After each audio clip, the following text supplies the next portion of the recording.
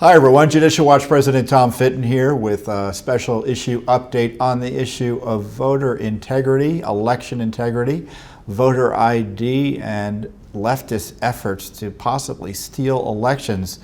Joining us on this special program today is Judicial Watch's senior attorney and director of our election integrity project, Bob Popper. Bob, welcome to the program. Great to be here. Thanks for having me. This is an important issue for obviously our supporters and millions of Americans who are concerned about the lack of integrity in our election system. And we brought you on how many years ago now? Almost 6. 6 years ago to run our election integrity project. And tell us a little bit about your background. How'd you end up at Judicial Watch? Well, I worked at the Department of Justice in their voting section for 8 years. During the Bush administration, during the Obama administration, and I saw and learned how to enforce the federal laws that do exist to ensure election integrity, and I learned as well how they were not being enforced, and I'm pleased to be working at a place where they make the efforts that maybe the Department of Justice should be making. So, and that's a nice entree into the first issue we want to talk about, which is the idea that, or it's the problem of dirty election rolls. And we did an analysis of, what is it, in 2016? We do one every 2 years when the Election Assistance Commission, that's a federal agency, comes out with its information and its survey about the voter registration rolls of every county in the country. And we found, at least in the last analysis, that there were 3.5 million names on the rolls that shouldn't have been there. How does that work? Well, what we found is we compared the registration numbers, just the raw number of registrations in each jurisdiction, so that's down to the county level. Compare those to the number of citizens over the age of 18 who live in that jurisdiction. And the typical rate is actually something like 84 to 87% of that number should be registered to vote. We've routinely found counties with registration rates exceeding 100%. And 100% is a nice sort of intuitive cutoff, but the truth is 95% isn't good either. Both of those numbers and greater suggest that they're not following, those jurisdictions are not following federal law and trying to find out who's moved somewhere else and removing their registration. So federal law, there's this national law known as the National Voter Registration Act. It's known popularly as the Motor Voter Act. So there are two key components to it. One is making sure everyone is able to register to vote, where they receive public assistance, or famously at the Motor Vehicles Department of Motor Vehicles. Right, when you go get your driver's license. So the compromise was that jurisdictions have to take reasonable steps to make sure that only eligible voters are on their voter rolls. And the reasonable steps are fleshed out, and they include the most important category of people who might not be eligible anymore, people who've moved somewhere else. And of course, people who have died is a separate category, but by far the largest category are people who just moved and didn't cancel their registrations. So we're getting 3.5 million names showing up as people whose names should have been removed in theory but weren't. Right, and what it is there's 3.5 million names in all the counties that have registration rates exceeding 100%. Oh, so that's even a low number. It is. If you wanted to drill down to what the correct registration rate would be, we stick with 100% when we're fighting the issue because there's simply no way to deny that that's a problem. I mean, jurisdictions will tell you, our citizens are very public spirited. So they register at high rates. That's why you have 93% registration. Well, all right, but why do you have 105% registration? And that would be extreme. That would be extreme in terms of public activism or citizen activism, wouldn't it? It would be, but not extreme in terms of what we've seen. I mean, we've seen in 2017 a registration rate of 138%. So you had this motor voter bill that the left wanted, and to make it, not that the Republicans or conservatives thought this was appropriate, but the deal was that, don't worry, we'll register everybody, but we'll make sure the rolls are being cleaned. So that was the theory. So how was the law enforced? Well, unequally. I would say Democrats on the left immediately started to make war on the integrity provision. They started to argue ways in which it couldn't be enforced. And in fact, what we discovered in Los Angeles County, who we sued and reached a very favorable settlement with, but what we discovered is they were told by Janet Reno's Justice Department, the Clintons' Justice Department, that they didn't have to enforce the provisions of the NVRA that they had enacted into state law because it involved a reading of the rule, which, you know, is, I don't want to get too much into the weeds. I'm a lawyer. I don't know what's boring to people. But our viewers love this information well, because they don't hear it anywhere else. Well, you know, so, you had this major state being advised by the Clinton administration not to clean their rolls. And they didn't. And they did for the last 20 years. Right, and you do that for 20, I mean, you do that for 5 years, your rolls are a mess. People die, people move in 5 years. Think of people you know. I mean, it just, so 20 years, it's an utter mess. Now, but prior to California, we had filed the first, so this law hadn't been enforced. The Obama administration had zero interest in enforcing. You were there. Did you file any cases under section of the law? I filed 5 at the Justice Department. The Obama administration filed 0. But you were willing to do them while you worked at the Justice Department under Obama, right? I sent constant memoranda detailing states that ought to be investigated for violations of the National Voter Registration Act, and just nothing ever happened. And what were you told by the radical appointees that supervised you? They're thinking about it. I mean, they truth is, they didn't want to share a lot of information with me. You know, But you were at a meeting where they talked about it, though, weren't you? About Section 8. I was at a meeting. They called the entire voting section into a room, and the Deputy Assistant Attorney General, and just so you know, there's a no political appointee of Barack Obama. Political appointee of Barack Obama, who was the boss of the chief of the voting section. So the boss of everyone in that room. So your boss's boss. Correct. Told everyone in that room that we needed to focus on the access provisions of the NVRA. That's the motor voter, the public assistance registration. And as for the integrity provisions, she said, quote, I don't care. I don't care about those. So she didn't care about clean election rolls. Yes, and I know this because I wrote it down and testified about it under oath to an Inspector General's investigation. So I remember very clearly what she said, but she said it to everyone. They took it as their marching orders, and we just didn't, I would have brought a case, but they did not bring a case. So Providence brought you to Judicial Watch. Frustration and Providence brought me to Judicial Watch. And you were given the opportunity, we had already, by the time you got here, filed the first private lawsuits under the law to enforce that section about cleaning up the rolls. On a statewide basis, that's right. You all, before I got here, Judicial Watch had sued Ohio and Indiana. And Indiana cleaned up its rolls, so we were under happy. Threat of the lawsuit. So we ended the lawsuit. Right. We're Ohio happy we that. reached a settlement with. And that was a major settlement. Not only a major settlement, it was litigated for years. It went up to the Supreme Court, and they confirmed our reading of the statute just last June 2008. So the Supreme Court, because the left hated the idea that Ohio settled with Judicial Watch by agreeing to send, one additional mailing asking people, hey, are you still there? Yeah. The mailing itself, I mean, I've never understood how you object to a mailing asking someone if they're there. That's not infringing anyone's rights. That's common sense. And the Supreme Court said that that's not only appropriate, that's how you read the statute. But you probably should be doing it. Yes, and if the Supreme Court's decision had been around when Janet Reno was giving California a pass, she would never have been able to do that.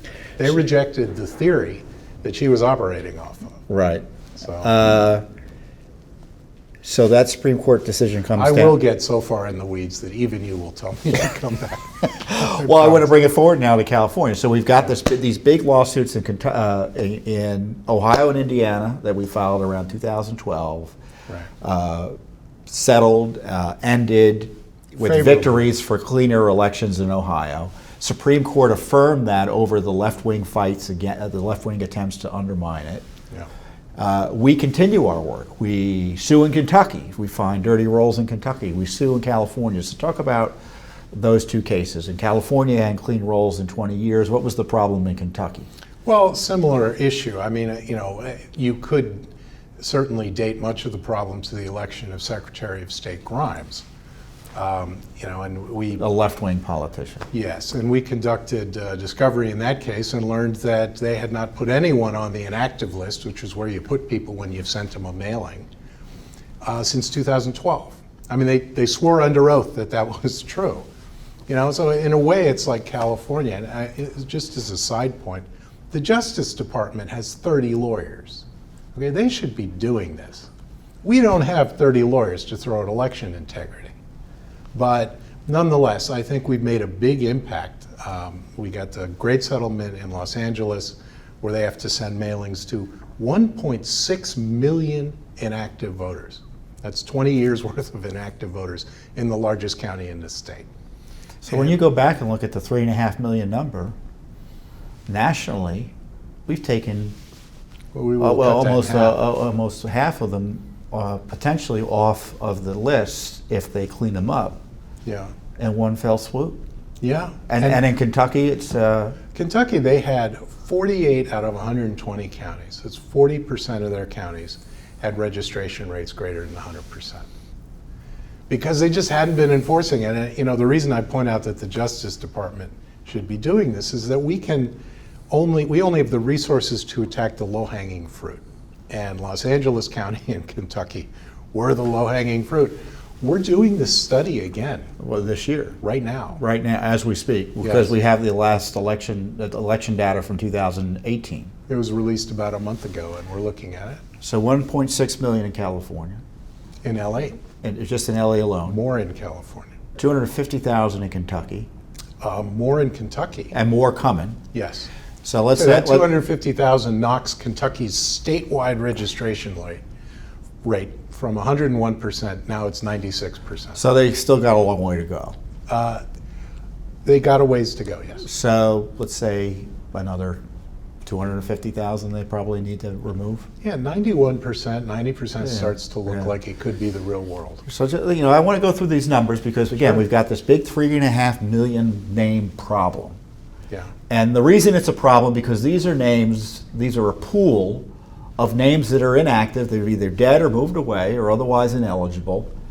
And that's a name from which fraudsters can pull. That's a pool from which fraudsters can pull names to vote illegally. Well, that's why dirty election rolls are bad. There's more. Each of those inactive registrations can be voted on election day. And I don't mean by provisional ballot. I don't mean you have to swear anything. If you walk in and you say, I'm registered at this address, and they go, well, we haven't seen you in a while. We sent you a letter, you didn't respond, we put you on the inactive list, and you say, no, I really live there. You can vote that day. And they can't question you. So that 1.6 million, theoretically, of course, I think they've all moved away. I think large numbers of them are dead. But if anyone on that list showed up and voted, their vote would count. Or there was an absentee ballot that was sent or asked for or requested that would be sent or it would be sent without question.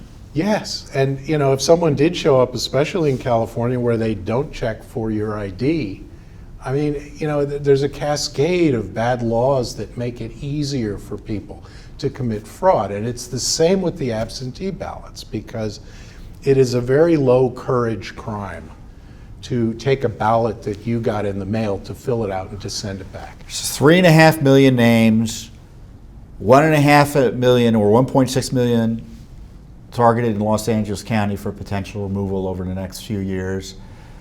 Up to 500,000 in Kentucky, 250 to start, 500,000 likely in the end. Sure. We're bearing down on it. And in California, there's a statewide aspect of this where other counties are going to begin removing names as well. We may have seen that. And we're analyzing that now because San Diego's a mess. Well, San Diego was a mess from 2017. They had, I think they were the county with 138% registration. Yeah, it was bad. But that number has shrunk. They're still in the, in the red, in the black, whatever. They're underwater still. But they have removed something like 500,000 registrations. Oh, magically after our agreement. Well, what I love is that when we initially sent out letters to Los Angeles County, to various states and counties, and said, you really need to fix something, we've detected an imbalance, we got back a lot of abuse.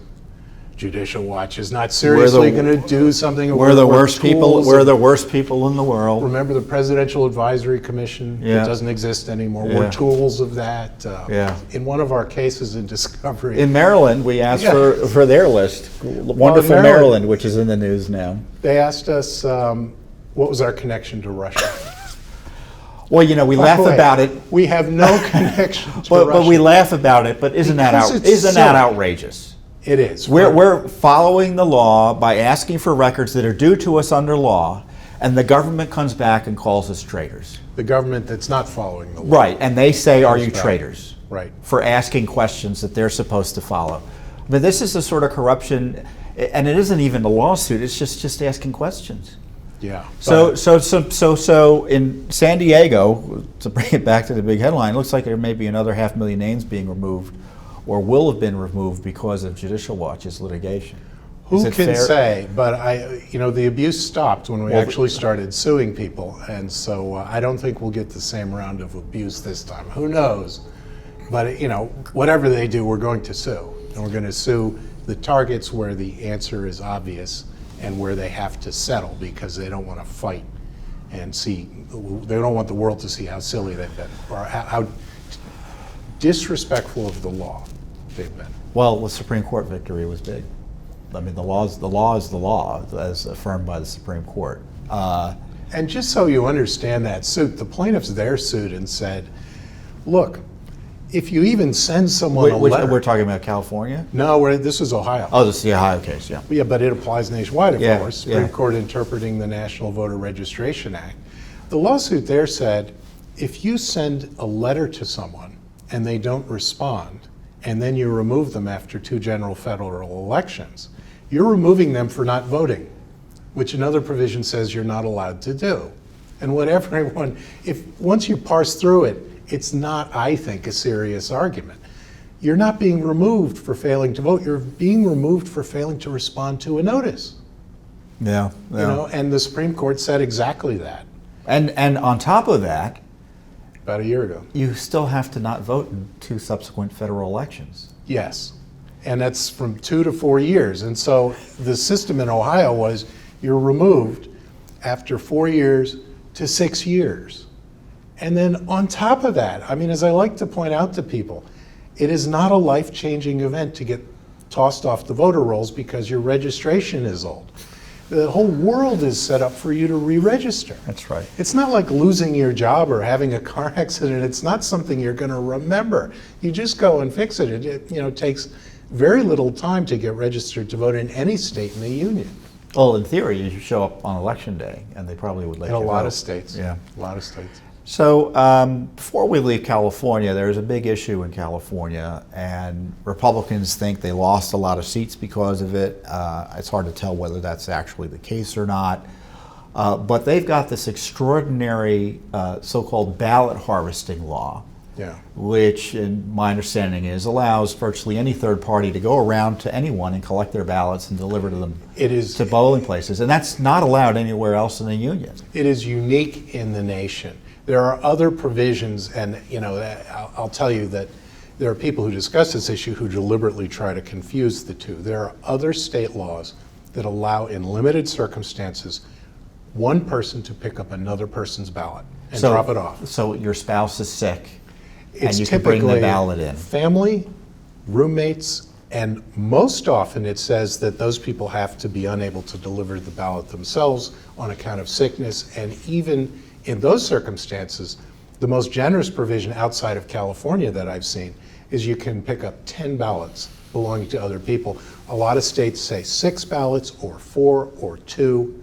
Well, in California, they just unrestricted it. You can pick up anyone's ballot for any reason in any amount. So someone in theory could show up with 10,000 ballots. In theory, Or 500, Neil or Kelly. 250, or 100, or 50. Those numbers aren't reassuring to anyone concerned about potential fraud. Well, and it's more than potential in the sense of the numbers, because Neil Kelly, who's the registrar of Orange County, said to a newspaper reporter, and it made it, I think, to the LA Times, that people were coming in with armloads of, he said, 100 and 200 ballots. I mean, how does that comport with any notion of clean elections is beyond me. I mean, it's almost necessarily an indicia of fraud. Well, and just understand, the way this works is someone knocks on your door, knocks on anyone's door, and says, I'm here to collect your ballot. People are confused. I mean, the response you catch it on these doorbell cams. People are astounded. You're doing what? You want what? And they offer to help them fill it out. So to be clear, Judicial Watch is investigating the ballot harvesting abuse in California. Yes, we are. So you know of what we're talking to people, and what's more, I would ask the people watching if you know of instances in California where someone was harassed by someone knocking on their door asking for a ballot, where someone was pushy or rude. Call us. We can maybe do something about it. I mean, I think that to the extent... Because we found that has happened in a few cases already. Well, there are crazy stories coming out, and I think that particularly in the March primary, these stories will become insane. I think now that, this bill was always pushed... and ironically, the March primary is of more interest to the Democratic Party, so Democratic voters are more likely to be victimized come March by these ballot harvesters who have a strong interest in getting the votes in for their candidates that they're working with or allied with. And I think they now have it more systematized. I mean, the bill was always pushed by labor unions in California because they wanted their people to be able to go door to door. They wanted to be able to hire people, which you're allowed to do under this law, have them go door to door and pressure people for their ballots. And they even amended California law. So wait, the labor unions, could they bring in a bunch of Russians to go and to go and collect the ballots for them? There is a document. I mean, I say that sarcastically, but is there any restriction as to who can do it? No, there's not. It's not sarcastic, because there is a documented newspaper report of a dreamer, a DREAM Act person, resident in the United States, not a citizen, ballot harvesting. You can be a non-citizen. You can be a Russian. You can be a non-Californian is nothing. You can be from any country on earth, and you can engage lawfully in ballot harvesting. Huh. So we're compiling the idea, we're investigating the potential abuses here, and obviously we've analyzed the law to show the problems in the law itself. And so I guess the big question is, will we do anything about it? And I guess we're analyzing that opportunity. If we see that there's something to be fixed, we definitely will, and it just stands to reason that the opportunities for abuse, when someone can knock on someone else's door, doesn't have to show ID, doesn't have to give their name, doesn't have to leave any piece of paper, doesn't have to leave a receipt for a ballot, doesn't have to undergo any training, doesn't have to check in with the state, and takes this ballot, and then once they take the ballot, if it's a vote by mail ballot, and they drop it in, or don't drop it in, which happened in North Carolina, but they drop it in a mailbox, it just shows up to the state of California as a vote by mail ballot. There is no state record of it's being handled by a ballot harvester. Now, there is a place for the ballot harvester to sign, but in the law, there's no penalty for not signing it. The ballot is counted. So it is and they're practically speaking, they're never going to turn a ballot away, even if it's kind of brought in. Not practically speaking, that's the law. Yeah. That's California law. Even if it doesn't have the signature of the ballot harvester, says Section 3011 of California's election code. Anyway. They count it. So, you talked earlier about, well, you just show up, use someone's name, you could potentially vote in their name. You've got the ballot harvesting issue. Virtually all of those issues would be severely lessened in terms of a problem on election integrity if there were strong voter ID laws. And what's the status of the voter ID issue nationally? It is in a different. Look, thankfully with the National Voter Registration Act, we have a federal law to work with. There's no federal law in this. So it's state by state. It's a series of state by state constitutional challenges under either the federal or the state constitution that you can't ask someone for ID. Which, by the way, continues to strike majorities of most people as wrong, if not crazy, including majorities of minority voters, majorities of Democrats. Well, yeah, right. Most everyone agrees on voter ID. The left. Well, there's a very interested minority that doesn't. And Right. no, but everyone. This may be surprising to many. Last I checked, and there may have been a state or two since then that have strengthened their laws. There are, I think, 10 states with quote strong voter ID laws. It fluctuates, but yeah, Yeah, sounds about so right. more about, which means that it's difficult to vote on election day without a good ID. Yeah. Even there are a bunch of other states with voter ID laws that are are weaker in the sense that Softer provisions, yeah. they won't necessarily stop you from voting if you don't have a voter ID.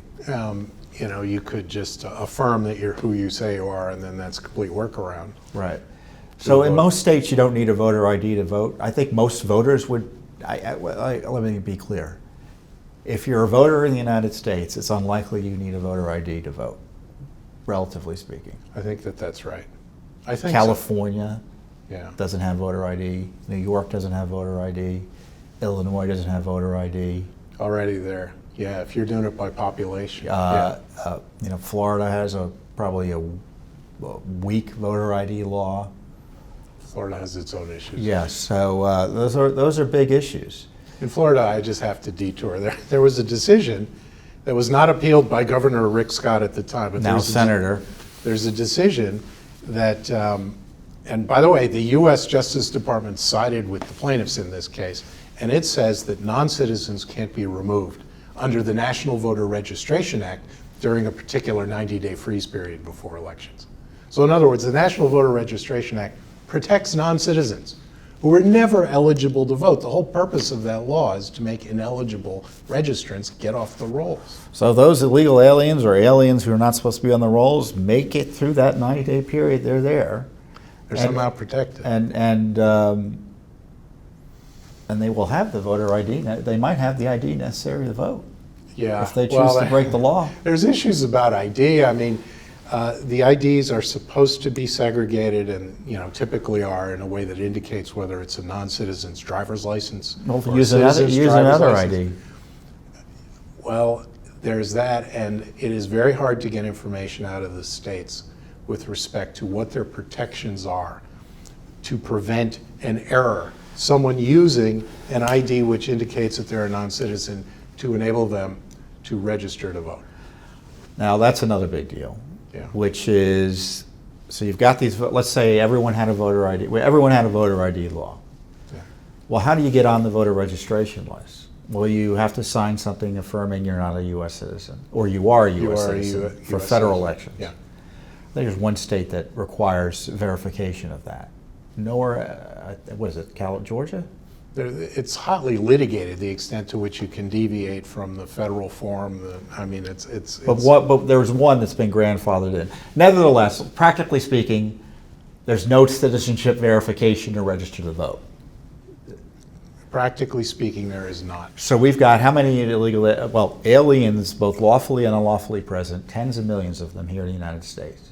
Was it 3.5% unlawful, 3.5% lawful, so 7%? Is that so there's a study by Old Dominion University, a professor at Old Dominion University, and he did an analysis, and he found that a certain percentage of aliens, both legal and otherwise, will register to vote, and a certain percentage will vote, which to me is just like a common sense. Yeah. It's a question. People could fight about how many are actually doing all of that, but that was his analysis.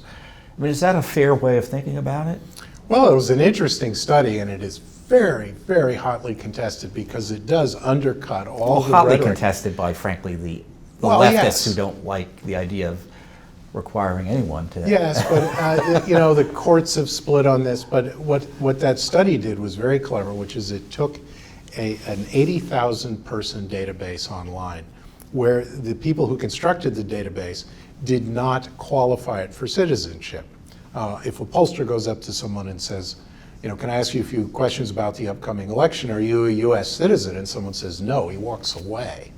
But this online site asked people if they were non-citizens, and in a separate place asked them were they registered to vote and had they voted. Now, out of 80,000, about 820 said were registered to vote, and then a subset of that said that they had voted. Now, the argument is that that could be error, although I've spoken to the author of the study who told me that was in 2008 and 10. He hasn't backed off from his numbers. No, in 2012, he said 80% of the same people hit the same button, so it's looking less and less like an accident. So those numbers are big enough to sway elections. Well, in terms of a study, but let me tell you about some real numbers we're getting at Judicial Watch. We did a public records request to Virginia, and they indicated that within just the past couple of years, they've removed thousands, was 3,000 or 4,000 people who were non-citizens who were registered, wrongfully, accidentally, fraudulently, whatever. So this is these were names that they determined. Now, did they talk about how often they had voted, if any? No, they did not. But if they were registered, they could have voted if they had the necessary ID to vote. I don't think Virginia has a weak ID. Could have, in the sense of, yes, it was possible. If they did it intentionally, there are studies, or I'm sorry, instances of people who have been deported over casting unlawful votes who were non-citizens. So the left will tell us if there are aliens on the voter rolls, you can't believe they're voting. That obviously doesn't make any sense. It wouldn't make sense to anyone. Where you have several thousand people registered to vote, you're going to have a certain, what did they register for? Yeah. You're going to have a certain cohort who are going to believe, at least rightly or wrongly, or fraudulently, that they can vote, and they're going to try to do so. And I'll tell you as well, we also found in Maryland in the course of our lawsuit there, and the dates are very sort of spongy. We're going to have to look into this more, either in this lawsuit or outside of it. But they identified about 5,000 people who'd been identified as being on the juror rolls. So these are people who had to be citizens in order to get on the federal jury rolls, but had checked the box saying that they were not citizens when it came to jury service. So, so if you follow Well, maybe they all just didn't want to be jurors and broke the law and lied about their citizenship status. Well, let's say that you're a U.S. citizen and you don't want to go to jury duty. Would you perjure yourself and renounce your citizenship just to avoid jury duty? I think that's extreme. Maybe there are people who will do that. But well, I asked the question in a rhetorical fashion. So I'm not responding to you as much as the people who make this argument. But we've got numbers in Pennsylvania, 11,000. I've not seen any contradiction. In Texas, there's an argument about the numbers, but my guess is there are tens of thousands in Texas, based on the reports that you get. Hopefully they're going to do that again and do it right, and we'll get good numbers out of Texas. But the point being, another issue in Texas. So you got and then we have Judicial Watch confirming in Virginia and Maryland non-citizens on the registration rolls, or strong indication. States tell us. This is information from the states. This isn't. That's why I draw a distinction. This isn't like the Old Dominion study, an estimate. These are what the states are telling us they removed. So well, certainly consistent with the Old Dominion study. Yes. When I looked at the Old Dominion study, and I'll stand by my back of the envelope calculations.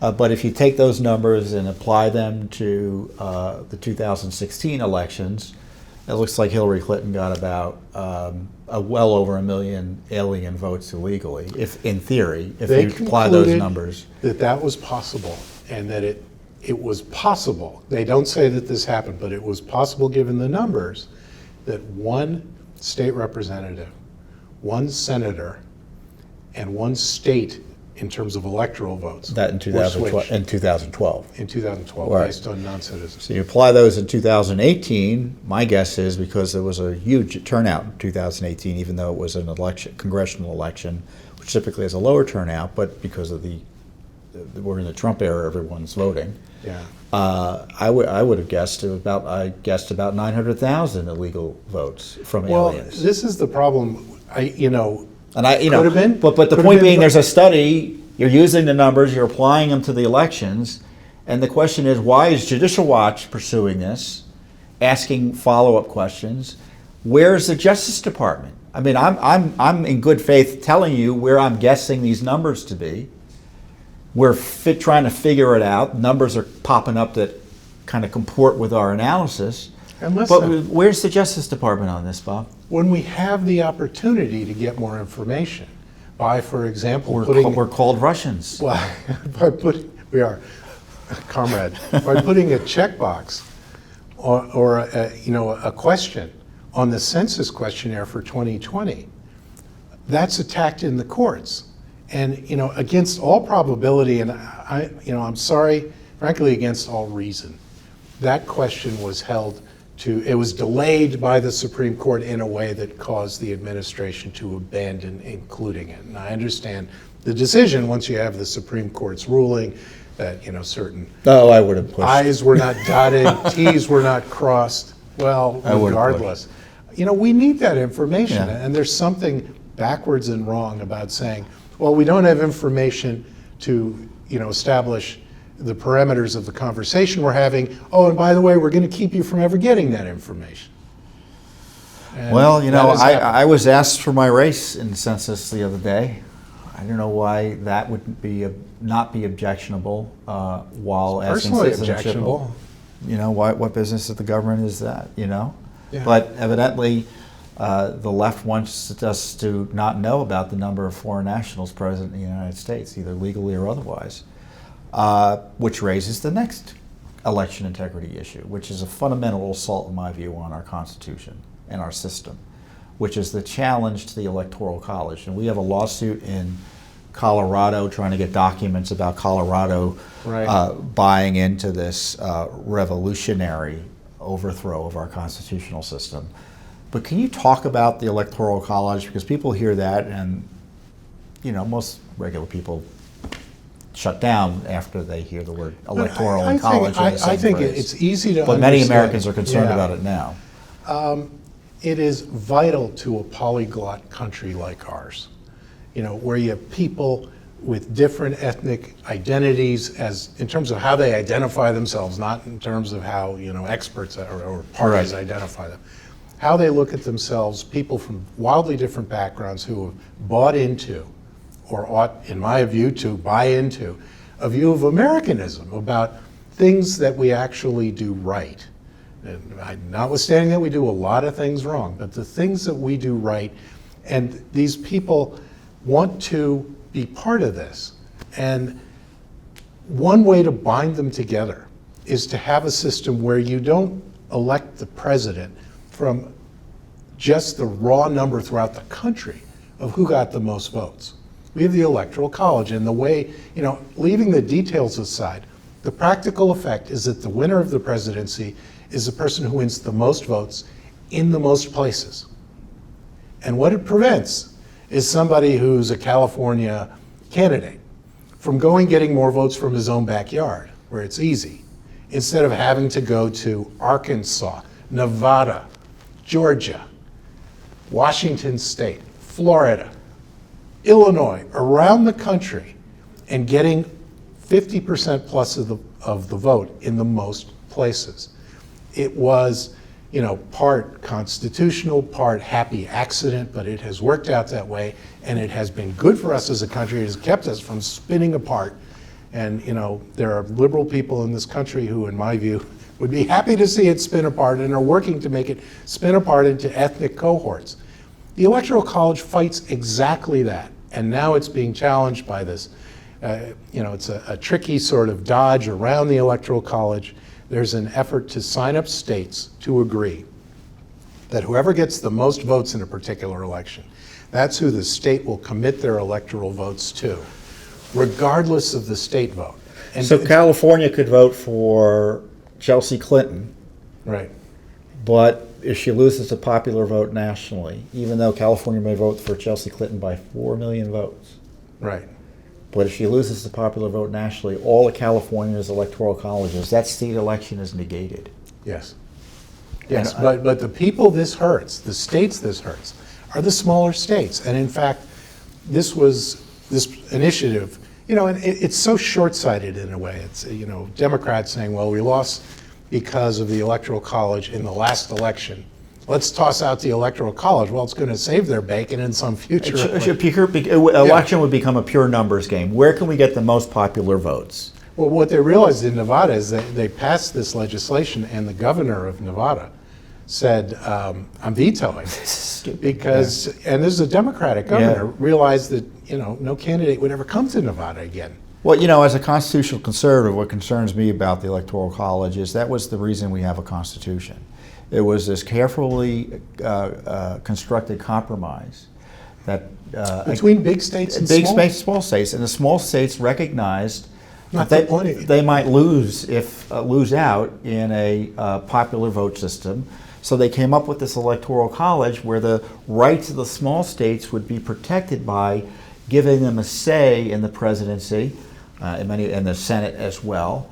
And now they want to tear the foundation of our Constitution apart. By the way, this works for hundreds of years. I mean, I don't know. I don't know if you can, any more than a state can secede from the Union. Can you undo the Electoral College that was behind the compromise that created Well, it? there are a couple of, there's practical and constitutional objections. The practical objections is it's easy to sign up all the blue states for this compact. So run up the numbers in New York and California, that's the goal. Once you get them signed up, it's very hard. They have to reach 270 electoral votes for these laws to take effect. I don't see them doing that. But the other thing is that constitutionally, there's a provision in the Constitution saying that states cannot make compacts one with the other unless the compact is ratified by Congress. And this has been held to mean political compacts. You can make a compact about Port Authority. Congress could provide a check by refusing to approve it. Right, and the thing is that if these states approve it, and Congress never does, and Congress never will, but because people understand there in Congress what this means to their individual states in a way that perhaps is not as commonly known, except by the governor of Nevada and by people who pay attention to these issues. But Well, I mean, go ahead. if they pass this and the Congress doesn't approve it, it does not have the force of law. And it's also, speaking of voter fraud, it's an inducement for voter fraud, isn't it? How do you mean? Well, if the goal is to run up the numbers and get the popular vote, well, It is easier to cheat in a few high population places than it is to cheat across the country. Well, we were talking about ballot harvesting, lack of voter ID. Boy, well, there's a big disincentive to fix any of that if you need to get names voting for a candidate in order to get the election. That's interesting. I'll add too that given that ballot harvesting is a California, right now monopoly, although they'd like the rest of the country to adopt this. Right. But given that this is in effect where you can come in with armloads of strangers' ballots only in California, the last thing you want to do is get rid of the Electoral College in an era where election integrity is not a priority, at least based on the structure of California's laws, because that's where it's places like California, New York City, Chicago, Illinois, those are the places where you run up the votes among local supporters so that you don't have to go out to the flyover states, as Right. liberals call them. Well, this is it may not be an issue that as many Americans know about, like voter ID, but this is as much an attack on our republic as anything out there. And the left didn't like the outcome of elections that they lost because they weren't able to win in the states necessary as the Constitution requires. So what's their response?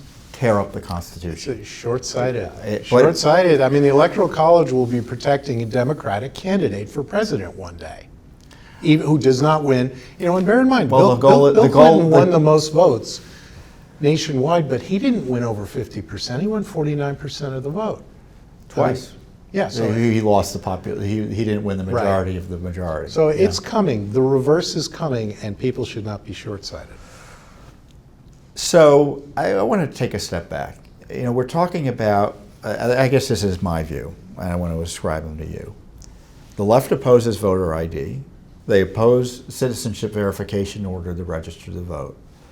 The left opposes vociferously the idea of cleaning up election rolls. They're pushing ballot harvesting, which undermines the integrity of elections. They're attacking the Electoral College, which is the foundation of, I think, a fair and balanced election process that protects the rights of all Americans. They're opposing getting more information about the number and location of non-citizens. That's true. Well, more directly, they're encouraging the idea of having non-citizens vote in elections. To me, this is a movement that wants to be able to steal elections when necessary. Otherwise, you would have secure ballots, you would have secure voter ID, you would have making sure that the tens of millions of people who don't have a stake here in the United States aren't voting illegally. And to me, that the left is attacking the clean elections. And we can have campaign commercials, candidates running, but I tell you, if your vote is stolen, that's a fundamental assault on our civil rights, and they don't want to talk about it, but we're willing to. Yeah. And we're having great success, but isn't it remarkable? And I say this because it is a Judicial Watch program, to tout Judicial Watch, how few of us are fighting on the side of election integrity here. It is, but we're out there, and other organizations are out there, and I mean, So we're two. making no. Well, other organizations submit amicus briefs when one of these cases goes up, but I would say we're one of the leading ones. 3. Well, I'm not being sarcastic. I'm aware of 2 other groups that do this type of work from the pro-election integrity side. And one guy at the Heritage Foundation, our friend Hans von Spakovsky, who's a great leader on this as well. Now, the left has hundreds of interest groups to raid against us. And they have hundreds. Volunteer forces from major law firms. All the big firms seem to contribute their time. I mean, the recent fight over gerrymandering, there was a lot of big firm support for the gerrymandering point of view favored by the left. A lot of money floating around. I mean, George Soros has given a lot of money to local groups to make the fights that they're fighting. I mean, he's given money to a local group fighting a fight in North Dakota to fight the fight that you don't have to have an address, a physical address, in order to be a resident of a county able to vote. The left-wing groups, even if they're not geared towards election integrity generally, they deploy forces when requested to push this issue, and it'd be difficult. Push 100 issues. It would be difficult to overstate the amount of left-wing, the dichotomy and the array of forces between the left and the right on election integrity. And Republicans right. Doesn't necessarily, just because the quote are Republicans out there, they're either AWOL or actually we're suing them because they're not doing what they're supposed to do to clean up the rolls. So you've got all these Soros-funded groups, these left-wing groups, attacking Judicial Watch, attacking anyone who dares takes action at the state level to promote voter ID and election integrity laws. And then it's just little old Judicial Watch. We are at the tip of the spear here. It is exhilarating and frustrating because it's just a fire hose that we're fighting. I don't like to try to think what my opponents are thinking. I mean, let's just focus on the law when you're a lawyer, but you can't help it. And it does often look like large segments of the liberal democratic wing of the party are actively fighting any sort of integrity. And one example I'll give you, and I don't know why this wasn't national news. Terry McAuliffe is governor at the time. A bill comes up to him, passed by the legislature, that would have taken the photo ID you gave when you went to the Department of Motor Vehicles to get your driver's license and were asked, did you want to register to vote? Now bear in mind, you sat for this photo.